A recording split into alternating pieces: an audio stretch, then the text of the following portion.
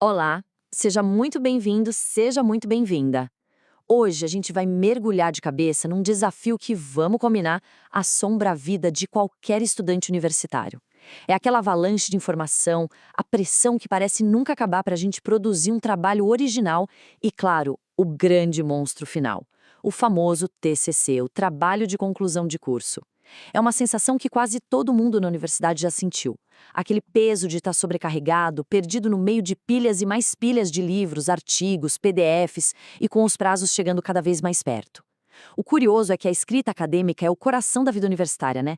É como o conhecimento avança, é discutido, é refinado, e mesmo assim é a atividade que a gente menos para pensar de forma estratégica. A maioria dos guias foca no desespero, dá conselhos de formatação de última hora, eles ignoram o que realmente importa. O trabalho do dia a dia, aquele processo contínuo de ler, de anotar, que é a base de qualquer texto que se preze. A questão então não é o que fazer quando o pânico bate na porta. A verdadeira pergunta é: o que a gente pode fazer de forma sistemática, meses ou até anos antes, para que a escrita não seja um sofrimento, mas uma consequência natural do nosso aprendizado? Ah, a página em branco. Aquele cursor piscando, quase rindo da nossa cara. Esse sentimento de paralisia, o coração que dispara, é uma experiência coletiva. É um sintoma de um problema muito, mas muito mais profundo. É aquele momento em que parece que o peso do mundo, ou pelo menos do TCC, está todo nas nossas costas. E a mente, em vez de criar, só produz ansiedade. A gente aprendeu que escrever começa assim, do zero absoluto, num esforço gigantesco de força de vontade para preencher aquele vazio. Mas e se eu te disser que esse pânico todo se baseia num grande mal-entendido sobre como o trabalho intelectual funciona? A verdade é que para quem usa um sistema de notas inteligente, a página em branco simplesmente deixa de existir. Ela nunca mais é um problema, porque na verdade, ela nunca esteve realmente vazia. O problema nunca foi a falta de ideias, mas sim a falta de um sistema confiável para a gente capturar, cultivar e, o mais importante, conectar os nossos pensamentos ao longo do tempo. Bom, para nos guiar nessa jornada, a gente preparou um roteiro bem estruturado. Nós vamos começar desconstruindo o mito da página vazia, para entender por que os métodos que a gente usa não funcionam.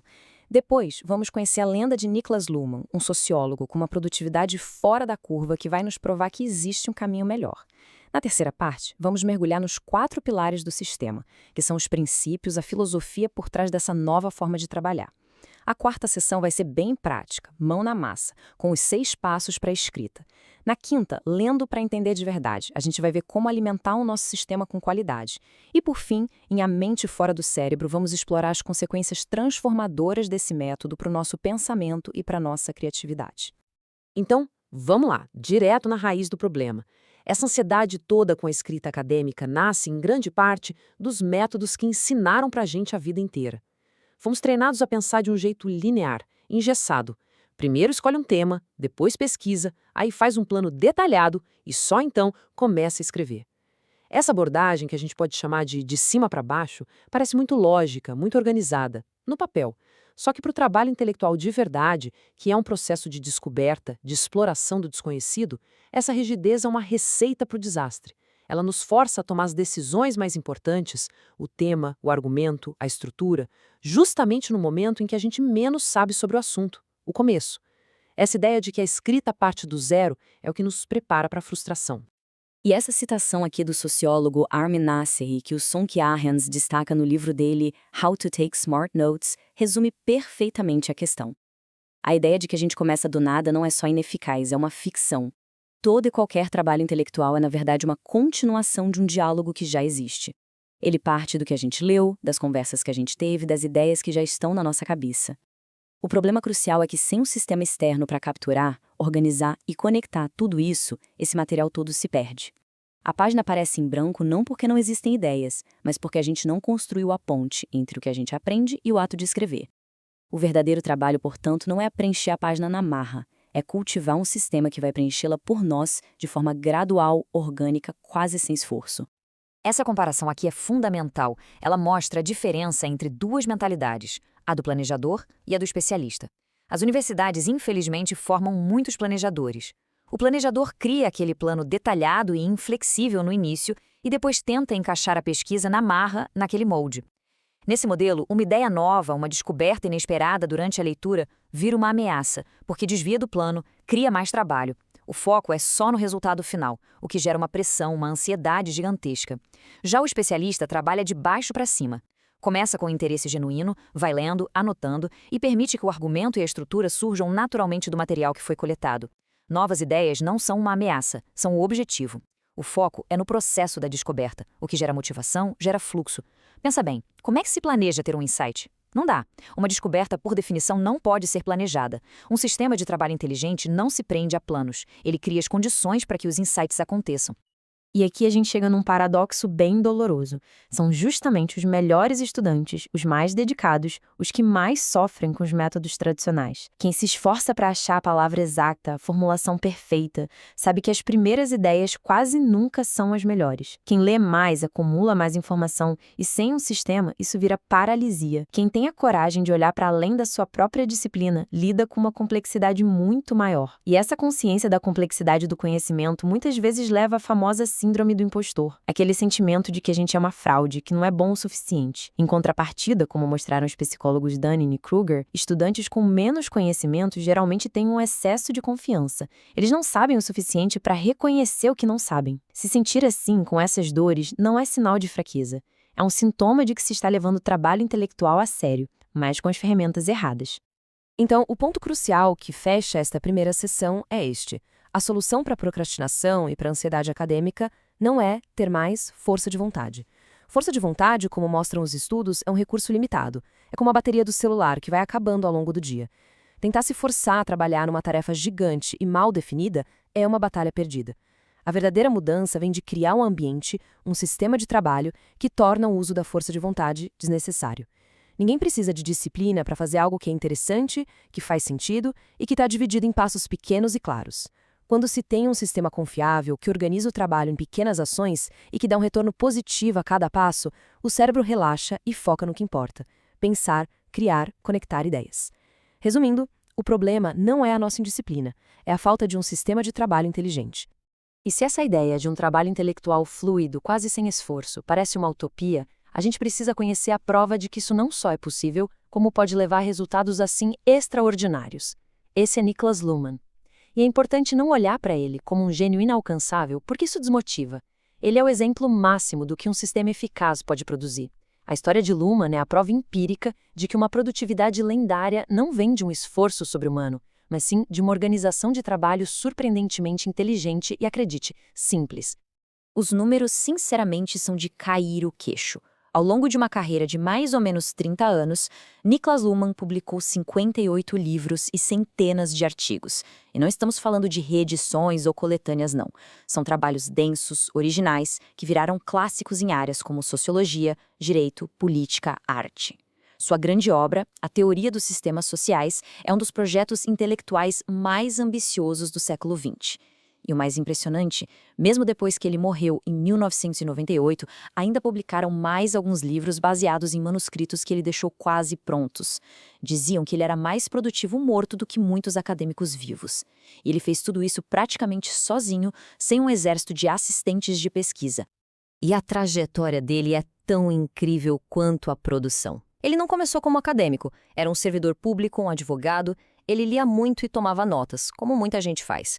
Mas ele percebeu que o método tradicional de organizar as notas por tema em cadernos era um beco sem saída. As ideias morriam ali. Foi então que ele desenvolveu o próprio sistema, que ele chamou de Zettelkasten, que em alemão quer dizer algo como caixa de fichas. E essa invenção mudou a vida dele. Usando as ideias do seu sistema, ele escreveu um manuscrito que impressionou um dos maiores sociólogos da Alemanha na época, que o convidou para ser professor. O problema? Luhmann não tinha as qualificações. A maioria das pessoas teria desistido, mas Luhmann, confiando no seu Zettelkasten, aceitou o desafio e, em menos de um ano, conseguiu o doutorado e a habilitação. Na sua aula inaugural, ele anunciou o projeto da vida dele, desenvolver uma teoria da sociedade em 30 anos. E ele cumpriu, quase no prazo exato. E aqui está o segredo, a chave para decifrar o enigma da produtividade dele. Quando perguntavam como ele conseguia, ele não falava de genialidade ou disciplina. Ele dava o crédito para o sistema dele. Essa citação é fundamental. O Zettelkasten, para ele, não era um arquivo morto, um depósito de informações. Era um parceiro de diálogo, um sistema externo com o qual ele conversava. Era um ambiente que não só guardava as ideias dele, mas as conectava de jeitos inesperados, gerava novas perguntas e o surpreendia com associações que a mente dele sozinha não faria. Ele, na prática, terceirizou a memória e a organização para a caixa, liberando o cérebro para fazer o que o cérebro humano faz de melhor: pensar, analisar e criar. Desmistificar o Luhmann é o primeiro passo para aprender com ele. A produtividade dele não vinha de um esforço de Hércules, mas do contrário. Ele dizia, para surpresa de todo mundo, eu só faço o que é fácil. Se ele travava num texto, ele não ficava se forçando, ele simplesmente deixava de lado e pegava um outro fio da meada no seu Zettelkasten, que sempre tinha dezenas de outros caminhos prontos para ele seguir. O sucesso, a psicologia moderna confirma isso, não vem de superar a resistência, mas de criar sistemas que evitam que a resistência apareça. O sistema dele era flexível, e talvez o mais importante era simples, tão simples que os colegas dele achavam que era modéstia. Mas como a gente vai ver, as ideias mais simples são muitas vezes as mais poderosas. O segredo não era um cérebro superior, era um sistema superior. E isso é uma ótima notícia, porque um bom sistema pode ser aprendido por qualquer um de nós. Muito bem, já entendemos o problema, já vimos um exemplo de que a solução funciona.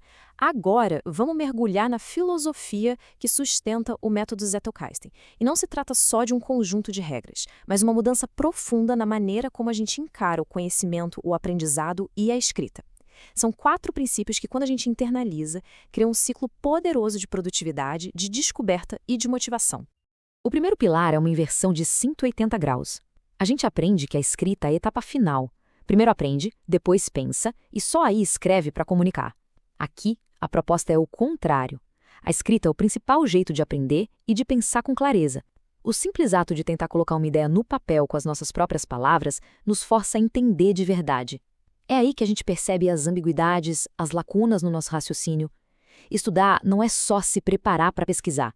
Estudar escrevendo é a pesquisa em si. E mais, no mundo acadêmico não existe conhecimento privado. Uma ideia só se torna real quando ela é escrita e pode ser compartilhada, debatida, criticada por outras pessoas. Orientar tudo o que a gente faz como se só a escrita importasse não significa ler menos, mas fazer tudo de um jeito diferente, com o objetivo constante de produzir insights que a gente possa compartilhar. O segundo pilar é a busca radical pela simplicidade. O Sönke Ahrens usa uma analogia perfeita para isso: a invenção do container de transporte. Antes dele, carregar e descarregar um navio era um caos. O container, que é só uma caixa padronizada, não mudou a carga, mas revolucionou todo o processo. Da mesma forma, o Zettelkasten não é uma ferramenta complexa, é uma simplificação radical. Em vez de ter anotações espalhadas em margens de livros, cadernos, arquivos de Word, post-its, tudo fica padronizado num único formato e num único lugar. Essa simplicidade remove o que a gente chama de atrito cognitivo. A nossa energia mental deixa de ser gasta em decisões bobas, onde foi que eu anotei aquilo, e pode ser toda focada no que realmente importa: pensar sobre o conteúdo das notas e as conexões entre elas. O terceiro pilar ataca de frente o mito da página vazia e aquela prática super ineficaz do brainstorming. Essa ideia de que o primeiro passo para escrever, sentar e tentar ter ideias do nada, é completamente furada. Por que a gente deveria confiar na nossa memória, que é super falha, quando a gente pode consultar um arquivo externo, objetivo e crescente das nossas próprias ideias? Com o Zettelkasten, o problema se inverte. A pergunta não é mais sobre o que eu vou escrever, e sim qual desses tópicos, que já tem dezenas de notas e conexões, eu escolho para transformar num texto agora. Cada nota que a gente adiciona é um passo à frente. O trabalho se torna cumulativo. O que se estuda hoje para uma matéria pode se conectar com algo lido há 2 anos e gerar um insight central para o TCC daqui a 1 ano. A gente nunca mais começa do zero. E o quarto pilar é pura psicologia da motivação. Esse sistema é desenhado para criar um ciclo de feedback positivo. Cada pequena etapa, ler uma passagem, escrever uma nota, conectar a outra, é uma tarefa concluída que dá uma sensação imediata de progresso. E essa percepção de avanço é, segundo a psicologia, a motivação mais poderosa que existe. É o que a psicóloga Carol Dweck chama de mentalidade de crescimento. O prazer não está no resultado final, mas no próprio processo de aprender e de se tornar melhor. Ao ver a nossa rede de conhecimento crescer e gerar novas ideias quase sozinha, o trabalho deixa de ser uma obrigação e vira uma fonte de recompensa. A motivação vem de dentro. A gente não precisa de disciplina para fazer algo que nos dá prazer e a sensação de que estamos avançando. O próprio trabalho nos empurra para frente. Certo, já entendemos a filosofia. Agora vamos para a parte prática, a mecânica do sistema. Como é que isso funciona no dia a dia? O Sönke Ahrens resume tudo em 6 passos bem claros, que formam um ciclo. Este é o guia prático que transforma leituras e pensamentos aleatórios em um texto final, coeso e original. Então, aqui estão os 6 passos. É importante ver como eles formam um ciclo que se retroalimenta. A gente começa capturando ideias rápidas que surgem a qualquer momento, as notas fugazes. Depois, a gente processa o que consome, como livros e artigos, nas notas de leitura. O passo crucial, a virada de chave, é transformar isso em conhecimento duradouro, as notas permanentes. Em seguida, a gente integra esse novo conhecimento à rede que já existe. Com o tempo dessa rede, surgem aglomerados de notas, os clusters, e aí a gente desenvolve tópicos e ideias. E, finalmente, a gente usa esses clusters como matéria-prima para escrever. É um ciclo contínuo que vai do consumo de informação à criação de conhecimento. Essa distinção entre os 3 tipos de notas é o pulo do gato. Confundir isso é um dos erros mais comuns. As notas fugazes são só lembretes rápidos, matéria-prima. A gente anota em qualquer lugar, guardanapo, celular, caderno, e a ideia é processar e descartar em 1 ou 2 dias. As notas de leitura são o resultado do processamento de livros, artigos. Elas resumem o conteúdo, sempre com as nossas palavras, e ficam guardadas junto com a referência bibliográfica completa. Já as notas permanentes, essas são a alma do Zettelkasten. Cada uma tem uma única ideia, bem desenvolvida. Elas são escritas para durar para sempre. E o mais importante, são super conectadas a outras notas, formando uma rede de conhecimento. É na criação e na conexão das notas permanentes que o verdadeiro pensamento acontece. Vamos detalhar os 3 primeiros passos. O passo 1, notas fugazes, é sobre ter um sistema de captura confiável para nenhuma ideia escapar. O segredo é ter uma caixa de entrada e o hábito de processar isso todo dia, antes que as notas percam sentido. O passo 2, notas de leitura, acontece quando a gente está lendo.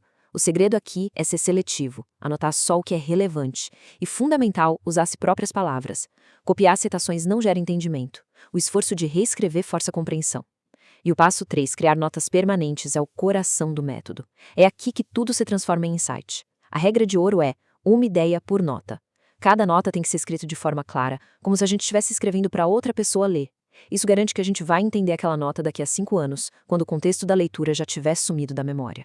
Os passos 4, 5 e 6 são sobre desenvolvimento e criação. No passo 4, a gente adiciona a nota permanente ao sistema. O mais importante aqui não é só guardar, é conectar. A pergunta é, com o que mais isso se relaciona no meu sistema? A gente cria links, constrói a rede. No passo 5, a escolha de um tema se inverte. A gente não procura um tema no vácuo. A gente olha para dentro do Zettelkasten e vê onde as ideias se aglomeraram, onde os clusters se formaram. Os tópicos surgem do nosso trabalho. E o passo 6 é a escrita. A gente pega as notas de um cluster, organiza numa sequência lógica e, então, traduz isso para um rascunho. As notas são os blocos de construção do texto. Escrever deixa de ser criar do nada e vira um processo de montar, elaborar e refinar ideias que já estão bem desenvolvidas.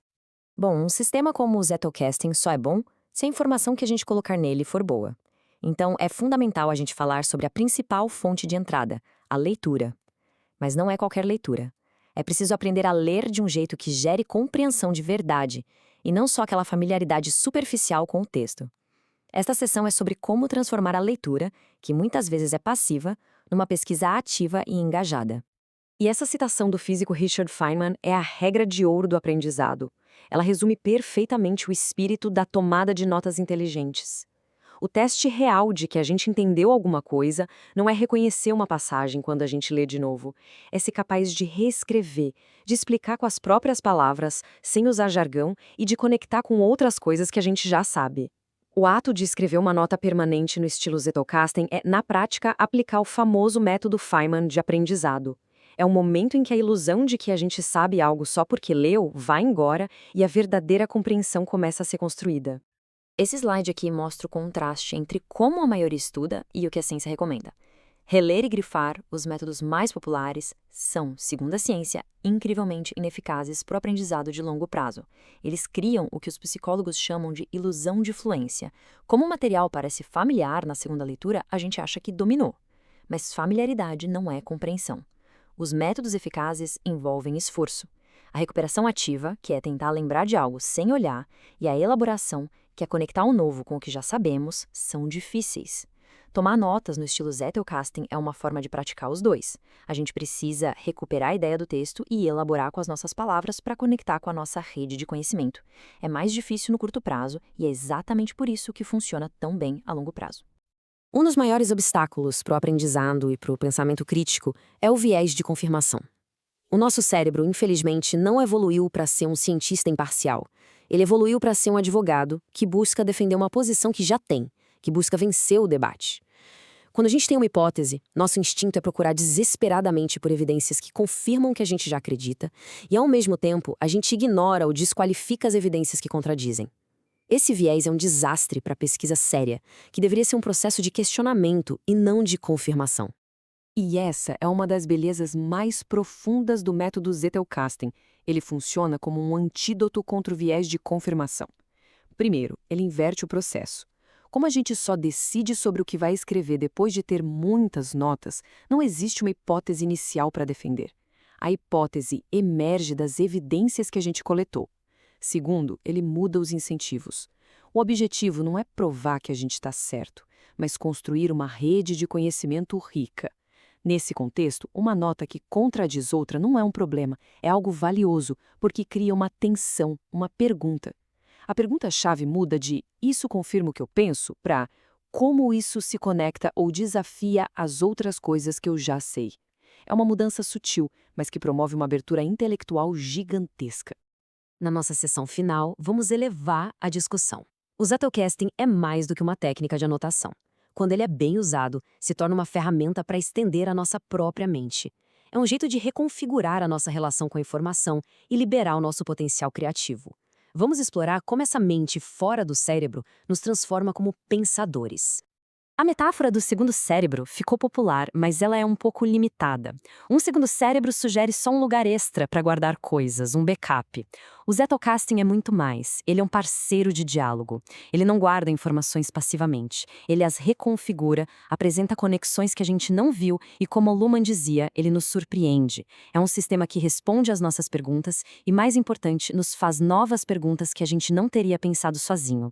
A mágica não está só no que a gente coloca nele, mas na interação contínua entre a nossa mente biológica e essa estrutura externa. O ponto crucial aqui é entender a divisão de trabalho. O nosso cérebro é uma máquina de fazer conexões. É brilhante em reconhecer padrões e ter insights. Mas ele é péssimo em guardar grandes volumes de informação de forma precisa. Nossa memória não é um HD. Já o Zettelkasten é o oposto. É um sistema de armazenamento perfeito, objetivo, estável e confiável.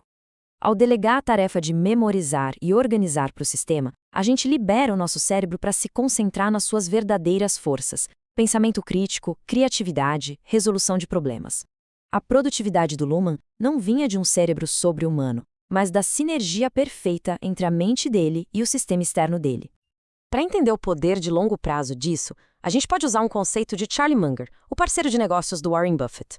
Munger diz que a verdadeira sabedoria vem de ter uma rede de modelos mentais, ou seja, os grandes conceitos de várias disciplinas diferentes: física, biologia, psicologia, economia. E o Zettelkasten é a ferramenta perfeita para construir essa rede. Como ele não é organizado por temas rígidos, ele facilita a conexão de ideias de fontes completamente diferentes. A gente pode conectar um conceito da biologia com uma ideia da economia, criando um insight que seria impossível se as notas estivessem presas em pastas separadas. O sistema materializa a construção de uma sabedoria que vai além das fronteiras das disciplinas.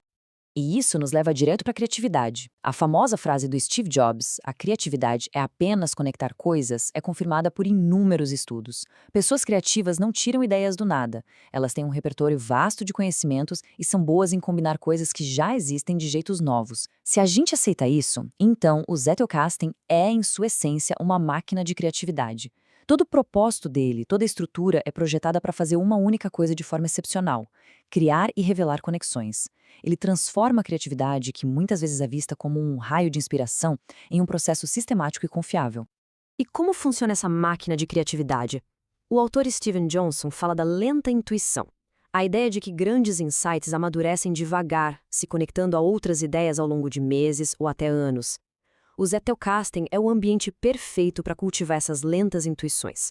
Ele facilita a abstração, que é pegar um princípio de uma área e aplicar em outra, e talvez o mais importante, ele nos confronta com as nossas próprias ideias esquecidas.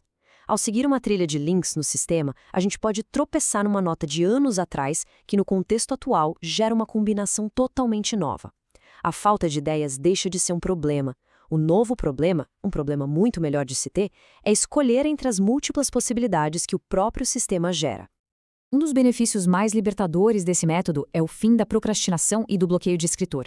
O bloqueio criativo geralmente acontece por dois motivos. Ou a gente não sabe o que dizer, ou a tarefa parece grande demais. O Zettelkasten resolve os dois. A gente sempre sabe o que dizer porque tem um excesso de ideias já desenvolvidas esperando, e a tarefa nunca parece grande demais porque o trabalho está sempre dividido em passos minúsculos. Ler uma página, escrever uma nota, criar um link. Se a gente se sente bloqueado num projeto, pode fazer como Luhmann, simplesmente mudar para outro fio de pensamento sem perder o ritmo. A resistência psicológica desaparece porque a gente sempre tem um próximo passo produtivo e interessante para dar. E esse gráfico resume a conclusão poderosa de Sonke Ahrens. A mudança de comportamento e a produtividade sustentável não vem da força de vontade, que é um recurso que acaba, nem de boas intenções, que raramente viram ação. A verdadeira transformação vem da construção de novos hábitos, apoiados por um sistema inteligente. O Zettelkasten não exige que a gente se torne mais disciplinado do dia para a noite. Ele oferece um novo conjunto de hábitos, ler com uma caneta, processar notas todo dia, pensar em conexões, que, uma vez estabelecidos, tornam o aprendizado profundo e a produção intelectual o caminho de menor resistência, e não o de maior esforço. Para concluir, vamos recapitular a transformação completa que este método propõe. É uma mudança de um estado de ansiedade e paralisia diante da página em branco para um estado de abundância de ideias e clareza. É a transição da leitura passiva, em que a gente esquece quase tudo o que lê, para um aprendizado ativo, profundo e duradouro. É o abandono da dependência da frágil força de vontade para a adoção de um sistema que gera motivação e fluxo de trabalho. Em suma, é a passagem de ser um mero acumulador de informações para se tornar um arquiteto, um construtor de uma rede de conhecimento pessoal, única e que se torna mais valiosa a cada dia. Eu deixo essa reflexão final. A filosofia do Zettelkasten nos convida a ter um pouco de humildade sobre o poder da nossa mente sozinha e a ter mais confiança no poder de um sistema bem estruturado. A próxima descoberta, o próximo insight, a solução para um problema complexo, pode não vir de um esforço gigante de pensamento, mas de uma conexão inesperada, de uma lenta intuição que amadureceu ao longo do tempo dentro da nossa própria rede de notas. A jornada da descoberta intelectual começa com um único passo: tomar a primeira nota inteligente. Muito obrigado pela atenção